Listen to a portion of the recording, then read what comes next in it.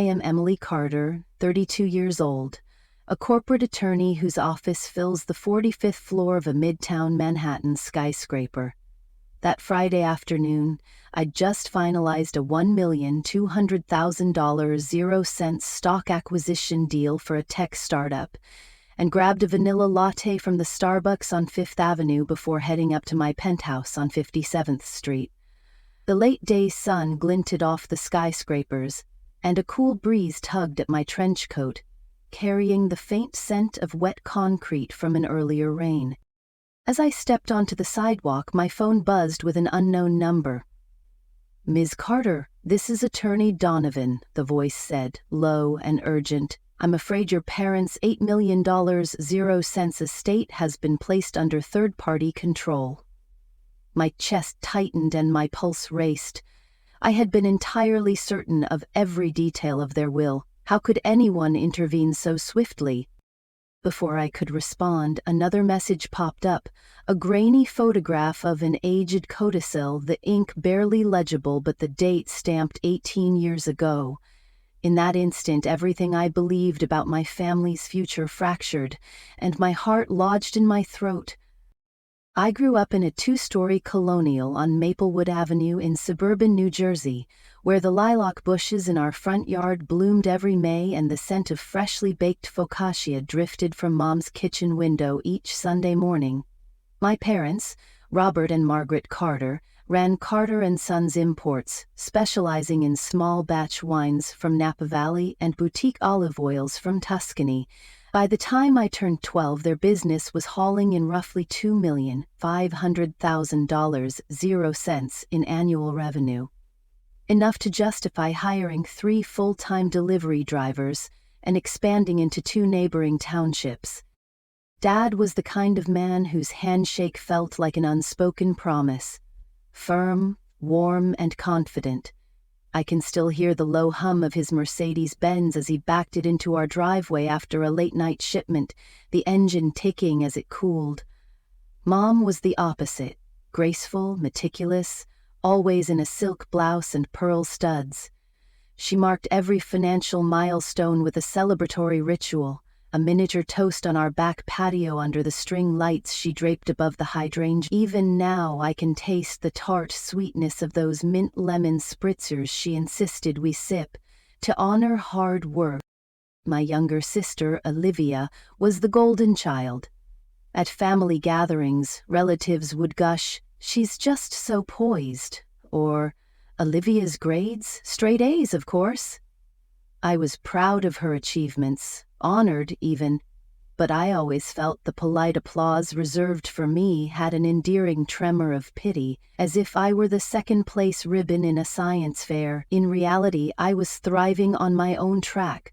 I graduated magna cum laude from NYU, landed a big law associate position in Manhattan at 26, and was known among colleagues for closing deals worth hundreds of thousands of dollars with surgical precision. Despite our different paths, my sister and I shared an unspoken pact: protect the family name. Even as a teenager, I'd pore over pages of contracts Dad drafted for winery acquisitions, committing industry jargon to memory. Olivia tutored local elementary school kids in reading, volunteering 2 afternoons a week, and took piano lessons so seriously her teacher predicted a performance career. That sense of loyalty, to each other and to our parents, was the mortar holding our family together. Every December we hosted a founders' feast at the Carters' estate, 20 or 30 guests from wine distributors, local council members, and school principals.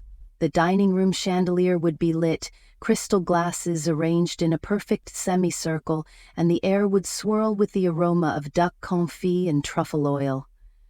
Dad would stand to propose a toast, his voice resonant, to family, to tradition, and to the next generation of Carter. Then, sipping deep from his Bordeaux, he'd smile at Olivia and me, as if entrusting us with the legacy he'd painstakingly built. In those moments I felt an exhilarating charge, what I now recognize as a mixture of pride and pressure.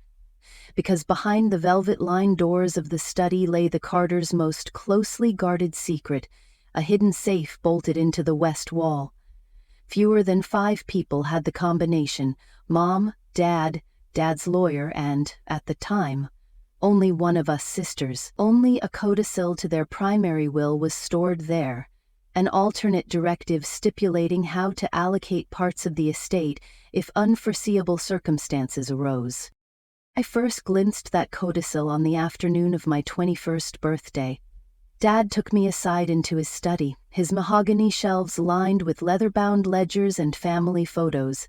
He retrieved an unmarked manila folder, slid out a yellowed parchment, and tapped a footnote in ink that read, "Should either heir be unable or unwilling to fulfill the duties described herein, the undersigned shall reallocate the sum of $3,000,000 to the remaining heir or to a charitable trust as specified."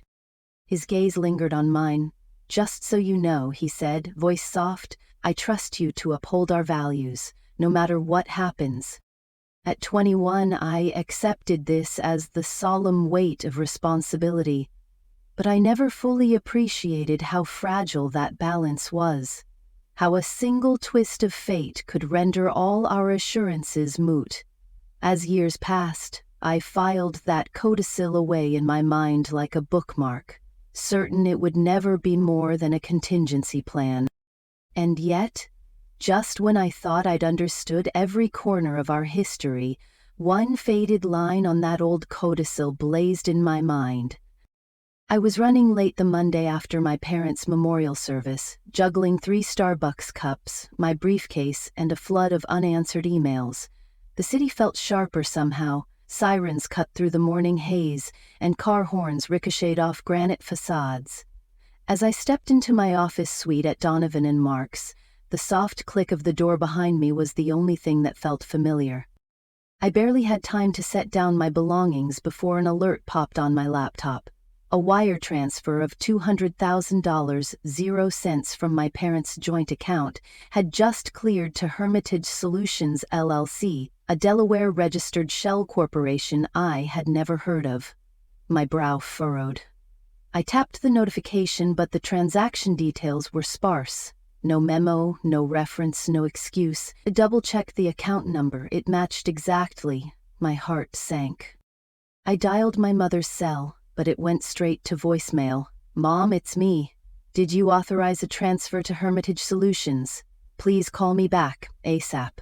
I forced myself not to panic as I clicked over to the bank's fraud hotline. The line was busy.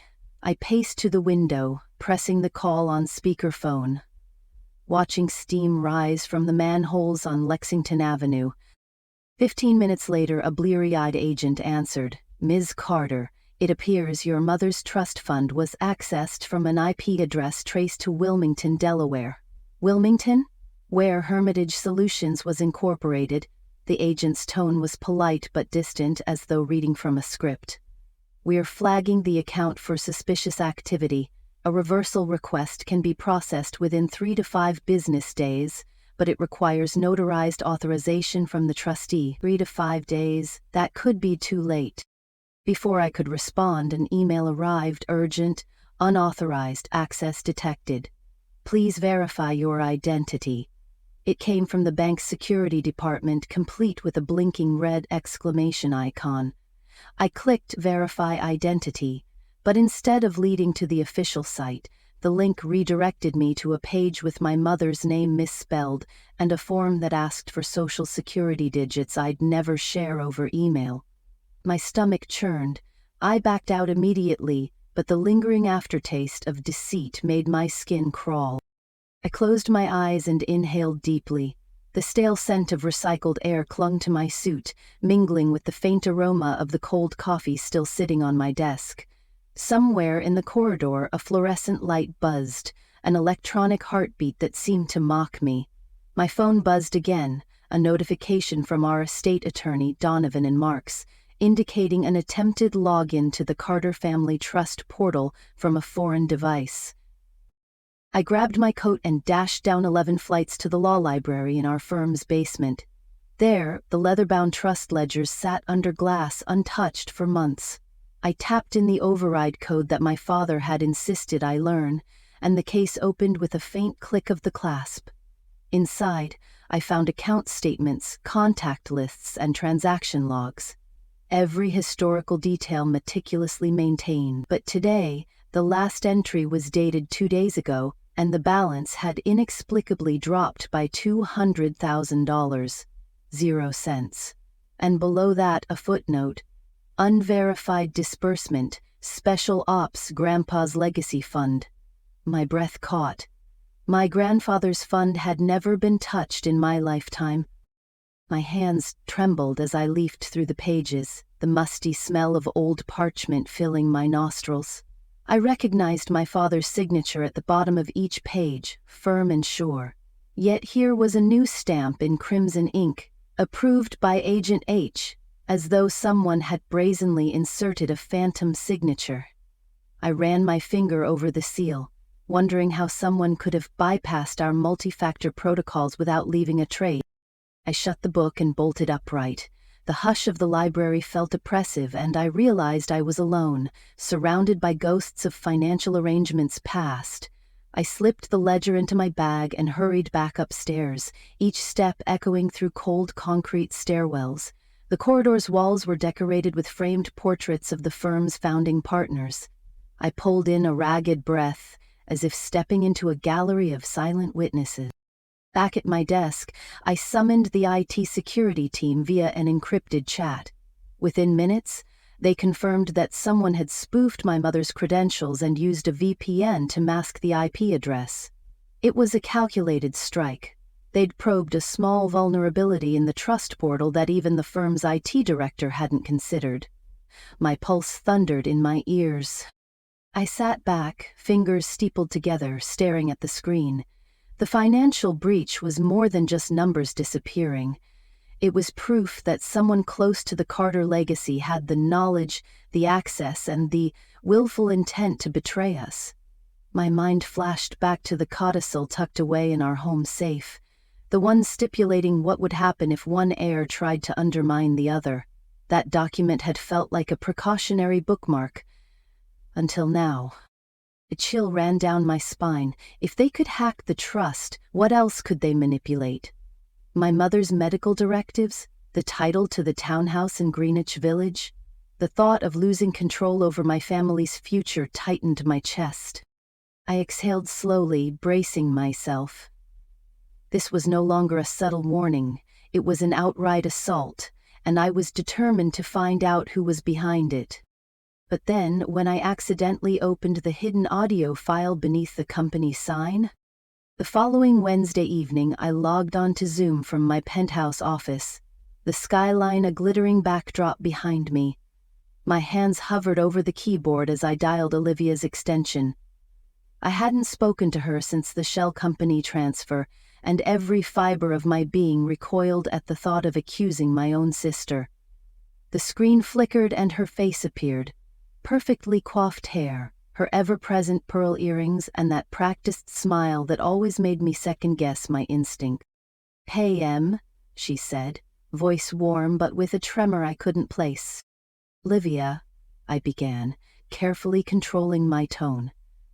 "I need you to explain why there's a trail of communications between you and our family lawyer discussing a will challenge that would give you an extra $5 million, 0 cents. Her breath hitched, and for a heartbeat I saw genuine surprise. Then she forced that thin smile back on. "What are you talking about?" I shared my screen, opening the encrypted chat logs, time-stamped messages, her name in bold font, and snippets of legal jargon she'd sent at odd hours of the night. One entry read, "Agent H confirmed. Proceed with formal motion to contest the will. Target, Emily's contingency fund." My pulse pounded so loudly I could hear it in my ears. Olivia's eyes darted off screen. The glow of a lamp panned across a stack of law books and award plaques behind her, reminders of the perfect image she'd cultivated since childhood. She cleared her throat. These are drafts. I was just exploring options. You know how lawyers think. Hypotheticals." I swallowed hard, my throat suddenly dry. These aren't hypotheticals, Liv. That message sent at 2:14 a.m. last Tuesday, right after Dad's service, says you've already briefed Attorney Chalmers on arguing undue influence. And look, here. I scrolled to reveal a forwarded email with a PDF attachment titled Petition to Amend Will, Carter Estate. You even uploaded the draft complaint. Her cheeks flushed and she finally spoke, voice low. You don't understand the pressure I've been under. Dad left everything in that safe and I thought, maybe I deserved more. I put so much into the business, I thought I was doing what was fair. The fluorescent light of my monitor cast harsh shadows across my face. I closed my eyes, recalling the countless nights I'd stayed late at Donovan and Mark's, poring over contracts, defending our family's reputation. Fair? I whispered. You volunteered 2 afternoons a week as a tutor. I built a career from scratch in Manhattan. Do you really think Dad would want you to tear his legacy apart because you couldn't tolerate sharing it equally? Olivia's lips trembled. I just felt invisible, Everyone always said how brilliant you were. I was tired of standing in your shadow. I leaned forward, my palms flat on the desktop. The cool glass surface vibrated faintly with the hum of the A/C unit. You're my sister. I would never want to see you suffer. But what you're doing, colluding with a partner to siphon off millions, isn't reclaiming respect, it's betrayal. Her shoulders slumped, and the storm that had been gathering in her hazel eyes broke. I'm sorry, she choked out. I didn't mean for it to go this far. I let her apology hang in the virtual space between us. The only sound was the distant rumble of traffic on 57th Street. I couldn't reconcile the Olivia I knew, the one who snuck me extra cookies in 3rd grade, with the woman who plotted to rip apart our inheritance. My heartbeat slowed, and I closed the document view, returning to her pleading face. There's more, I said quietly, and my voice cracked. I found video footage on the firm's security feed, time-trapped the night before the breach, of someone accessing the safe at our suburban home. The silhouette matches your profile. Olivia gasped, mouth opened, then closed. That was a burglary. I only came by to calm my nerves, and someone forced their way in. I studied her for a long moment. The maples outside her window rustled in a sudden breeze. I could almost smell the night air she stood in, damp grass and faint lilacs. You expect me to believe that? The timing is too perfect. My voice was steady now. You had motive, means, and the technical know-how to orchestrate this. The bank logs show you requested wire instructions at 2:09 a.m., and someone in a dark hoodie appears on that video at 2:12 a.m. Tears streamed freely down her cheeks, and she pressed a trembling hand to her heart. Emily, please. I was desperate. I thought if I secured more of the estate I could finally step out of your shadow. I never meant anyone to get hurt.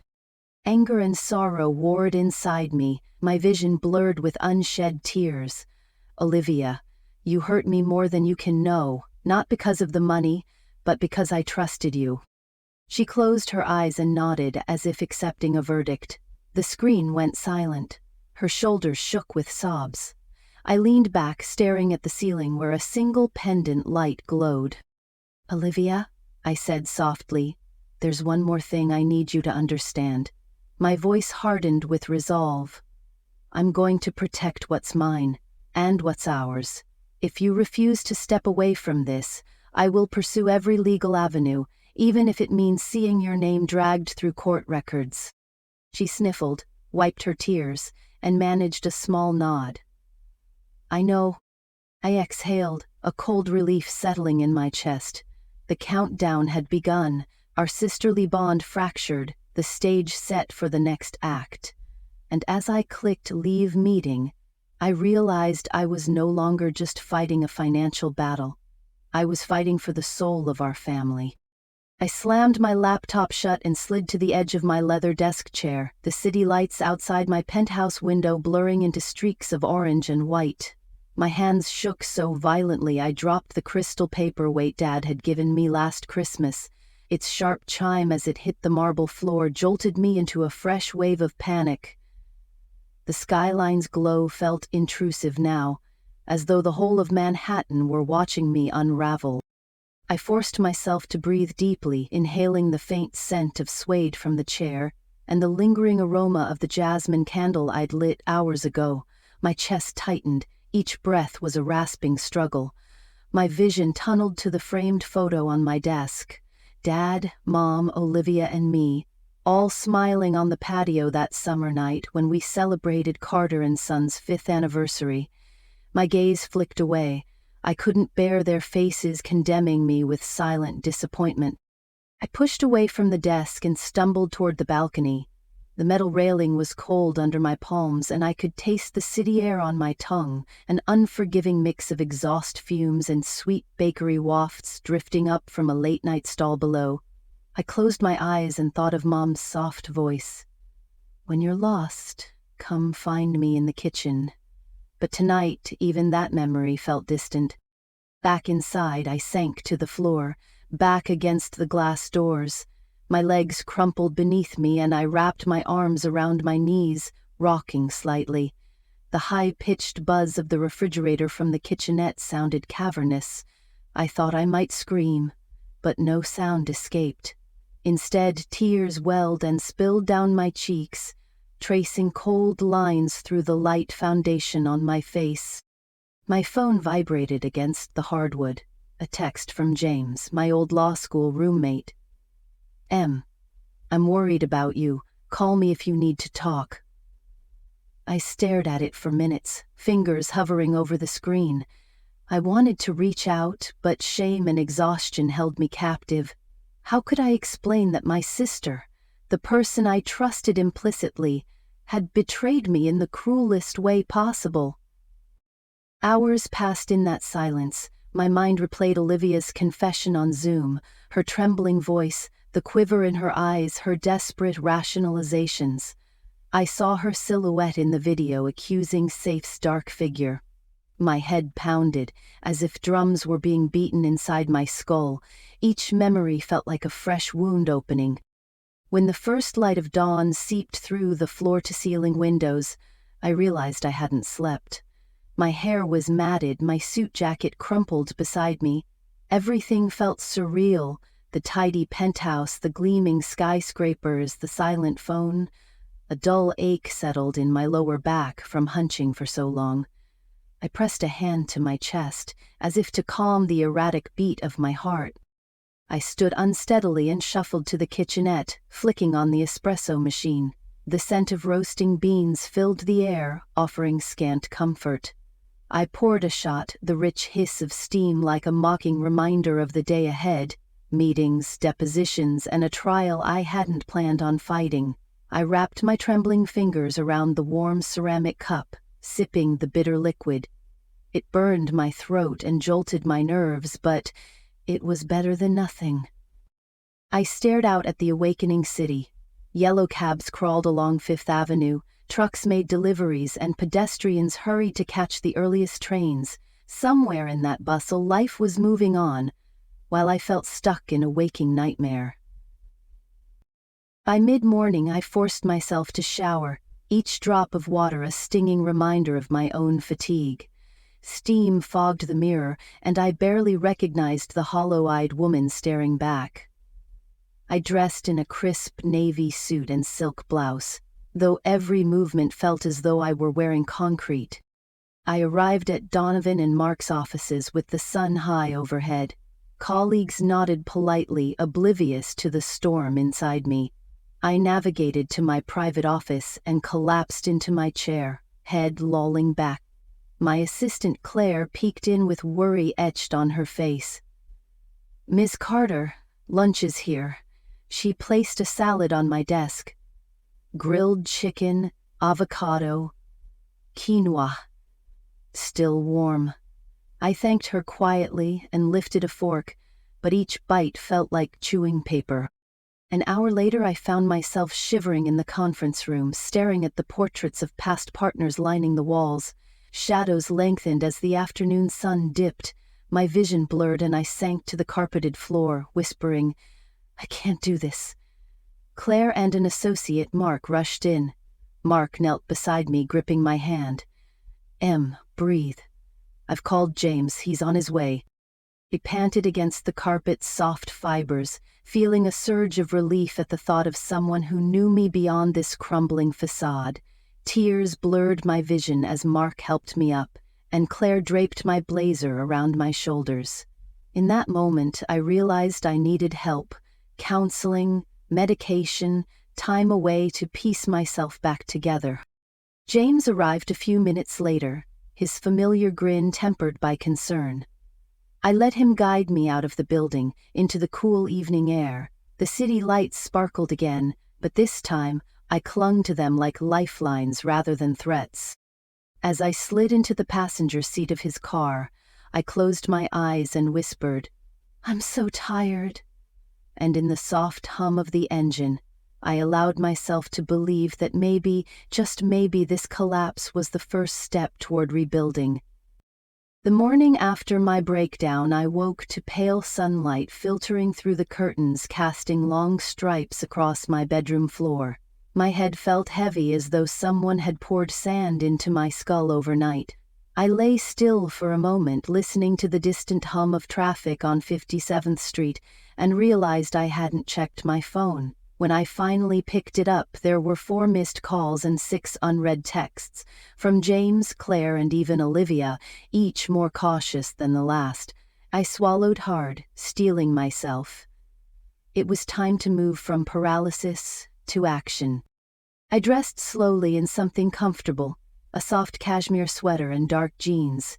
The texture against my skin was grounding, a small reassurance that I still existed beyond the confines of betrayal. On my way out, I paused at my desk in the living room where the crystal paperweight lay shattered in 2. I gathered the pieces, tucking them into a velvet pouch, a memento of how far I'd fallen and how far I still needed to climb. James met me downstairs, leaning against his electric blue Tesla.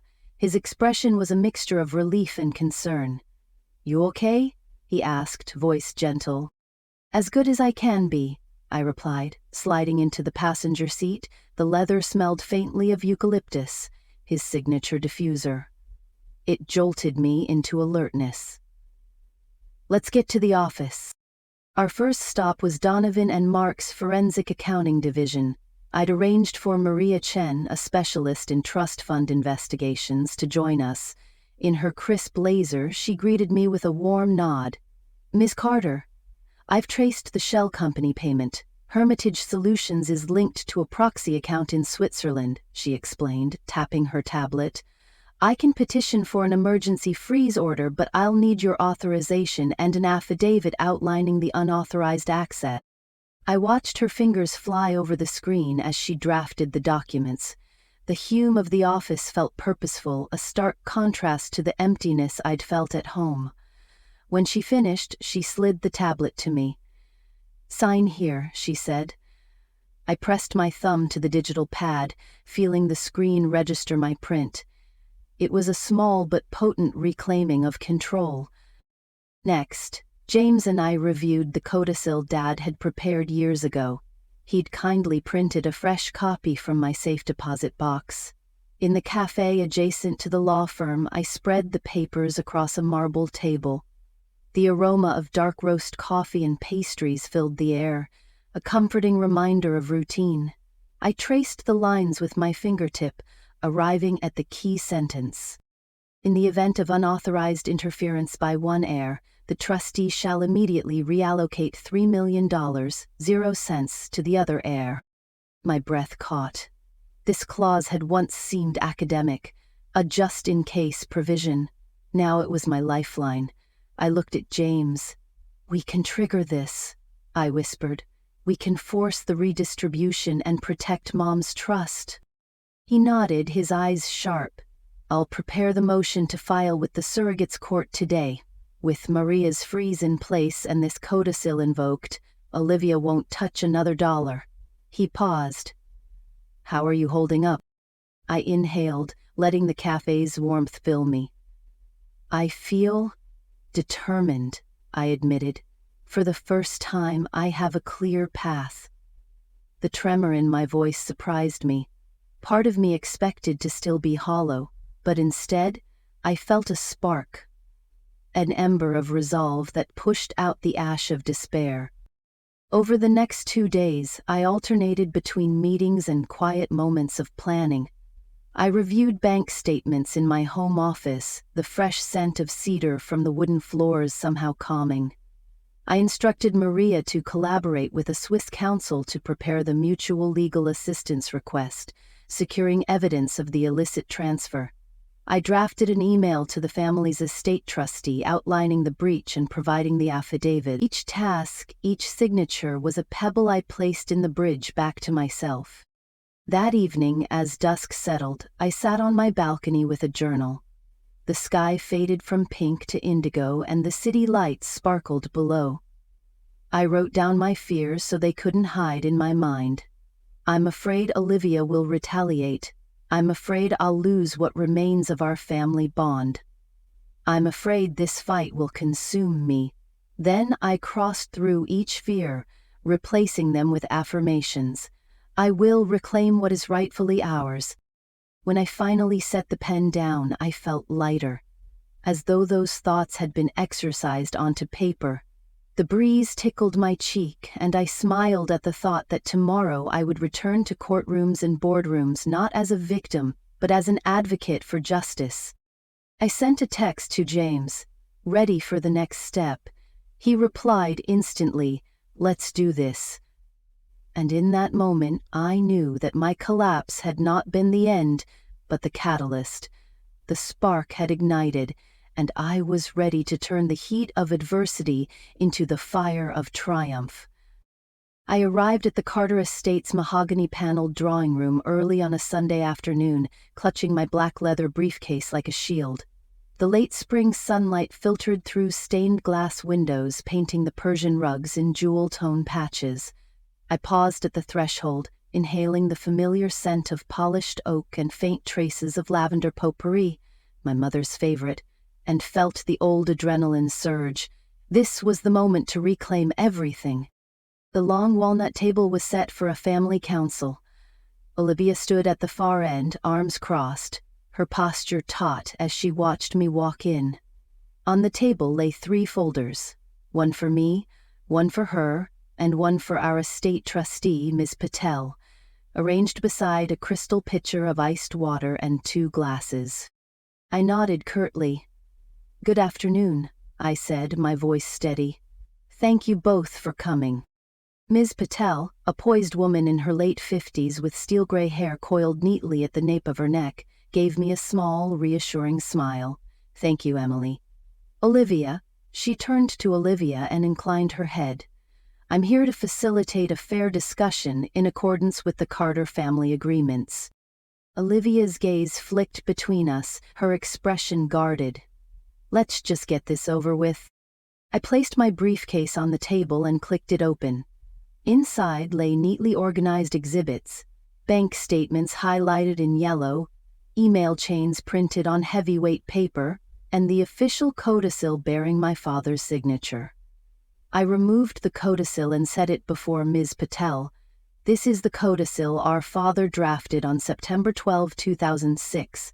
I began. "It clearly stipulates that if one heir engages in unauthorized interference, such as the $200,000 0 cents diversion from Mom's trust, the trustee shall immediately reallocate $3 million 0 cents of the residual estate to the other heir." I tapped the document for emphasis. "I invoke that clause today." Olivia's face paled. "Emily, you can't. It's not that simple." Her voice was tight, strained. "It is," I replied. "This codicil is legally binding. I've filed the necessary papers with Surrogate's court, and I've obtained an emergency freeze on the diverted funds through a Swiss mutual legal assistance request." I reached into my briefcase and produced a letter stamped with the seal of the New York County Clerk's office. "Here's the court order, effective as of this morning." I slid the letter across the table to Ms. Patel. Ms. Patel read it twice, nodding. "Everything appears in order," she said. "I will execute the reallocation as directed." She tapped her pen against her notepad and then addressed Olivia. "Miss Carter, I will need your signature on this acknowledgement form before I can proceed." Olivia's shoulders slumped. She looked down at the form and then up at me, her eyes wary, filled with regret. "Fine," she muttered, and scrawled her name. The pen's scratch echoed in the hushed room. I let out a slow breath, feeling the first wave of relief. "Thank you," I said softly. "Ms. Patel, please distribute the $3 million 0 cents to me and confirm once completed." She stood, graceful in her tailored skirt suit. "Consider it done. I expect to have confirmation by end of day." She gathered her papers and left, her heels clicking down the hallway. Olivia and I were alone. The silence stretched long enough to amplify the ticking of the grandfather clock in the corner. I poured myself a glass of water and took a sip, steadying my nerves. I looked at Olivia. No longer the sister I once idolized, but the architect of our family's fracture. My heart clenched at the thought of how far we'd drifted. "Well," I asked, voice gentle but firm. "Why did you do it?" Olivia's eyes filled with tears. "I was drowning, Emily. Every time we talked about the business, the estate, the future, it was like I didn't exist. I felt invisible." She paused, voice trembling. "I thought money would give me a voice, a seat at the table, not just as your little sister, but as an equal." I set my glass down and leaned forward, resting my forearms on the table.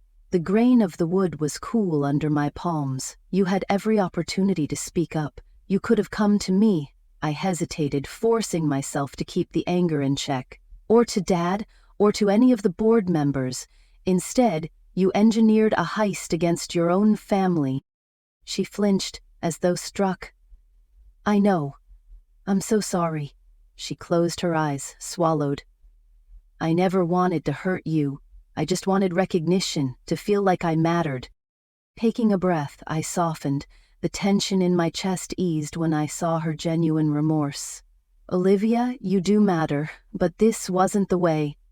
I ran a hand through my hair and exhaled. "Here's what I propose.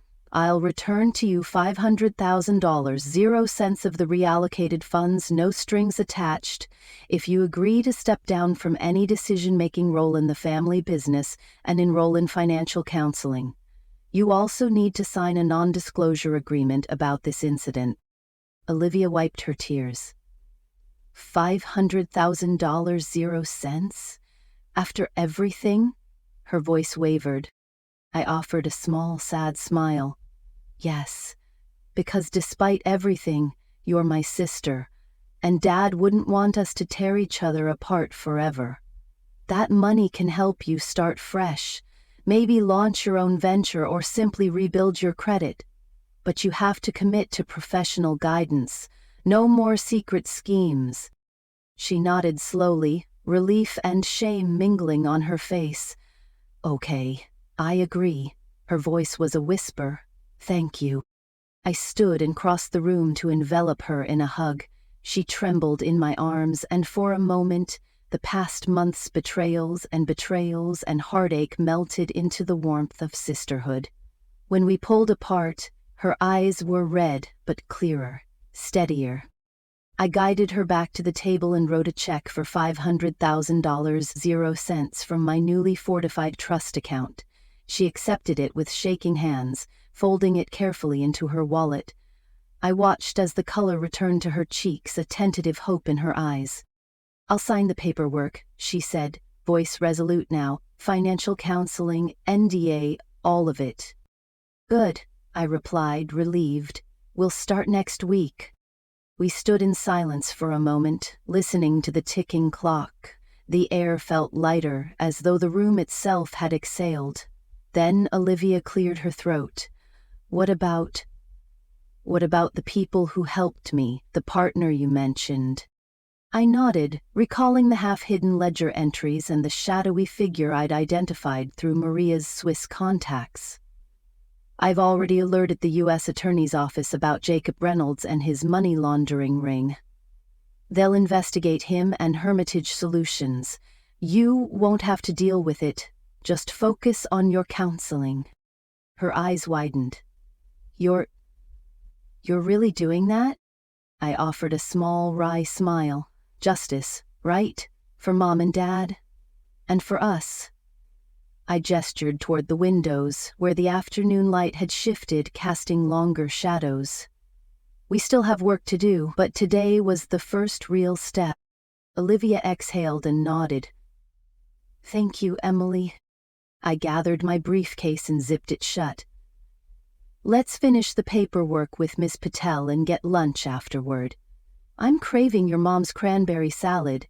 I offered a genuine grin.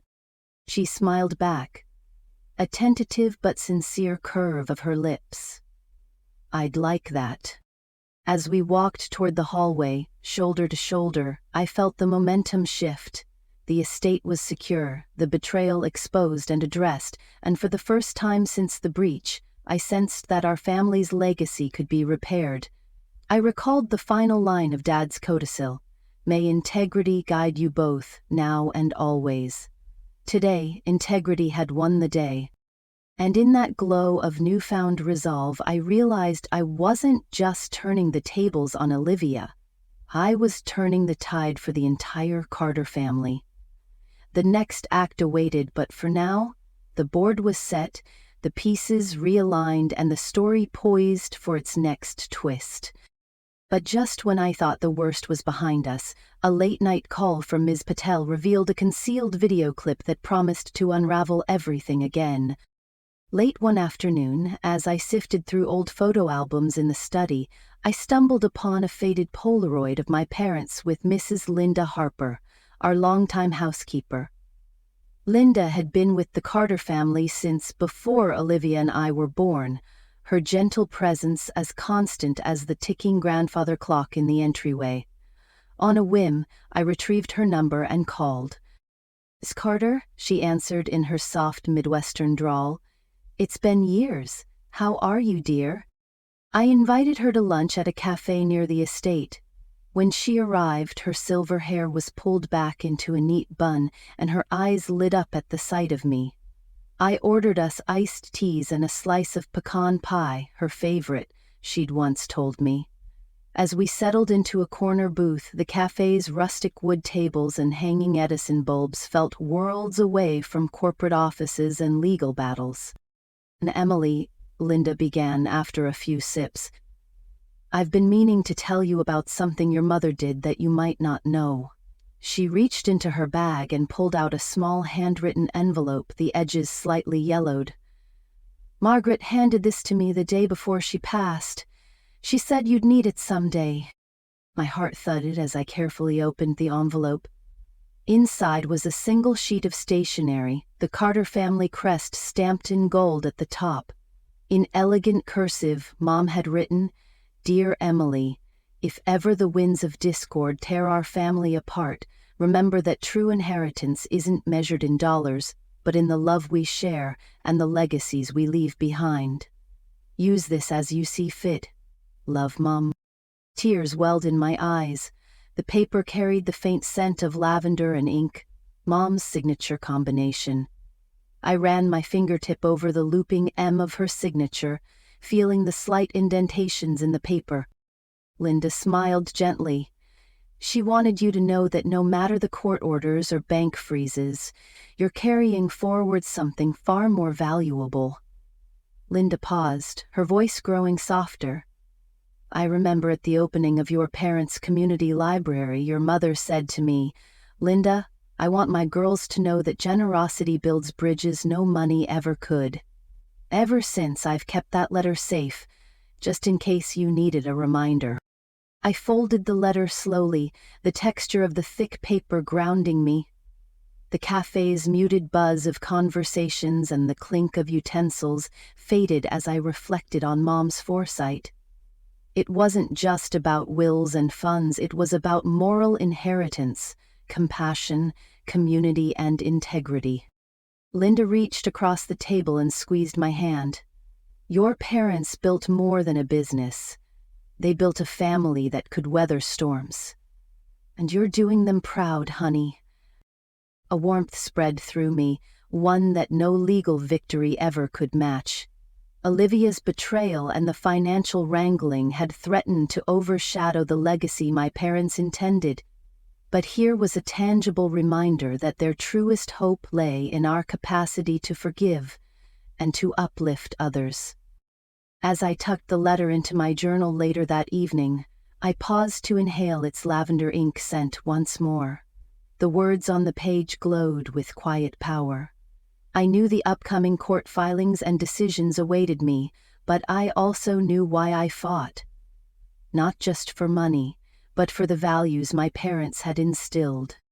And just when I felt anchored by these insights, my phone buzzed with an email from the estate trustee. Subject line: "Immediate attention required, undisclosed asset discovery." That night, I barely slept. My mind replayed Linda's letter and the trustee's email. Immediate attention required, undisclosed asset discovery. At dawn, I dressed in charcoal slacks and a pale blue blouse, the same outfit I'd worn for Dad's final meeting, and headed straight to the trustee's office.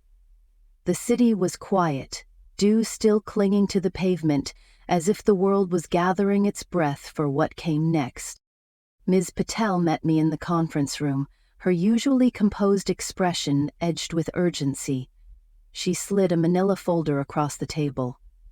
"We've uncovered a hidden escrow account linked to Hermitage Solutions," she said, voice soft but intense. "It holds $1,800,000, 0 cents in liquid assets. The account was funded by a shell company registered under Jacob Reynolds's alias." She tapped the folder's corner. "That's the partner Olivia colluded with." I opened the folder and inhaled the faint scent of printer ink. Inside were transaction logs, KYC documents with Reynolds's forged signature, and a surveillance still from a private bank branch showing a hooded figure, clearly Jacob, inputting withdrawal instructions. My pulse pounded so loud it felt like it might shatter the glass tabletop.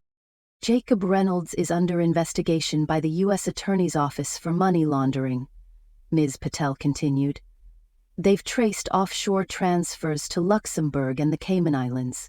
Our Swiss counsel has obtained wire records proving that Olivia and Reynolds move funds through at least 3 intermediary banks to conceal the trail." I closed my eyes, picturing Olivia's tear-streaked face when I'd confronted her. The betrayal had cut deep, but now I faced its architect. "What's the plan?" I asked, my voice calm despite the adrenaline. "We can petition the court for a receiver to freeze all remaining Carter assets tied to this conspiracy," she replied. "We'll file a motion to remove Olivia's fiduciary privileges entirely, and we can request an injunction preventing Reynolds from accessing any Carter accounts. The U.S. Attorney's Office has granted us provisional support. If we submit our findings within 24 hours, they'll issue subpoenas and seize his assets under the Patriot Act." I nodded, sensation sharpening in my fingertips. "Let's do it." I signed the power of attorney form she presented and initialed each page of the receiver's motion. The ink dried under my pen, as though absorbing my resolve. That afternoon, in the hushed grandeur of Surrogate's courtroom 512, I stood before Judge Maloney, a stern woman with salt and pepper hair and a reputation for swift decisions. My heart tapped against my ribs like a court recorder's gavel. Olivia sat at the defense table, head bowed, flanked by her counsel. She caught my eye for a second, her expression unreadable. I approached the bench, Miss Patel by my side. My lawyer, Mr. Chalmers, opened our binder, Exhibits A through F, delineating every illicit transfer, forged signature, and clandestine meeting between Olivia and Reynolds. I felt the courtroom's hush settle over me, punctuated only by the soft rustle of paper. "Your Honor," I began, projecting my voice against the vaulted ceiling. We petition this court to appoint a receiver to take immediate control of all Carter family assets implicated in this money laundering scheme orchestrated by Jacob Reynolds and my sister, Olivia Carter. I handed up the financial charts. Colored bars showing the flow of funds from Mom's trust into overseas shell companies. The judge scanned the documents, her gaze flicking between the spreadsheets and the surveillance stills. "Ms. Carter," she said, voice measured, "you allege that your sister conspired with a known criminal to divert $1,800,000. Do you have evidence proving her involvement beyond reasonable doubt?" I swallowed, squeezing my hands into fists to steady them. "Yes, Your Honor." I turned to Exhibit D, a digital forensics report from Maria Chen. This report confirms that emails between Ms. Carter and Reynolds originated from her personal IP address at 2:14 a.m. October 12, 2024. Additionally, bank logs show funds released 5 minutes after her login. The playback from Hermitage's secure server captures a confirmation message sent to her encrypted ledger. I clicked the remote, projecting the email header on the screen. Final disbursement instructions, sent to 19 a.m. The judge nodded. "And what remedy do you seek?" I lifted my gaze. "We ask for an immediate freeze on all Carter-controlled assets tied to the conspiracy, removal of Ms. Carter's signatory privileges, and appointment of Ms. Patel as receiver, pending full forensic audit. We also request that Jacob Reynolds' assets be seized by the U.S. Attorney's Office under Section 311 of the Patriot Act." Judge Maloney tapped her pen. There was a pregnant pause, and I felt Olivia's eyes on me, tears glinting at the corners. The judge looked down at the petition, then back up. "The court finds sufficient cause for the requested relief. A temporary restraining order is granted until a full hearing can be held within 30 days. Ms. Carter's fiduciary privileges are suspended immediately. Mr. Reynolds' name will be added to the pending criminal indictment. Ms. Patel will serve as receiver." A soft murmur rose in the gallery. I exhaled, the tension draining in a flood of relief and sorrow. Olivia sank into her chair, her face ashen. I realized then that her world was crumbling in the very chamber where our parents had once celebrated milestones. After the hearing, I walked out into the courtyard, the spring air cool against my cheeks. James met me at the iron gate, and we embraced as though emerging from battle. "You did it," he whispered. I nodded, closing my eyes. "It's over, for now." But as I looked back at the courthouse steps, I understood. Justice had been served, but at a steep price. The sister I loved was broken, her ambitions in ruin. The estate was secure, Reynolds was indicted, and our family legacy had been defended, but the echoes of betrayal and courtroom drama would reverberate long after gavel strikes and final orders. I brushed a strand of hair from my face and resolved to be both guardian and peacemaker. The final act awaited, healing the wounds this downfall had inflicted on us all. And in the quiet aftermath, as I prepared to bring our family back together, I realized the true test would be finding a way to forgive and to live the lesson my parents wrote long ago. That evening, the Carter estate was bathed in soft amber light as the sun dipped below the horizon. I arrived to find the massive oak dining table set for 6. Our parents' original places at the head, my sisters and mine directly opposite, and 2 empty chairs for the future. A single vase of white lilies occupied the center, their petals unfurling like promises of renewal. Olivia stood by the doorway, shoulders hunched, bracing herself. When she saw me, her eyes glistened. I offered a small, reassuring smile. "Thank you for doing this," she whispered. "Yes." Inside, the familiar aroma of roast chicken and rosemary filled the air, mingling with the cinnamon scent of baked apples cooling on the sideboard. Claire, my assistant-turned-friend, moved quietly among the platters, ensuring everything was perfect.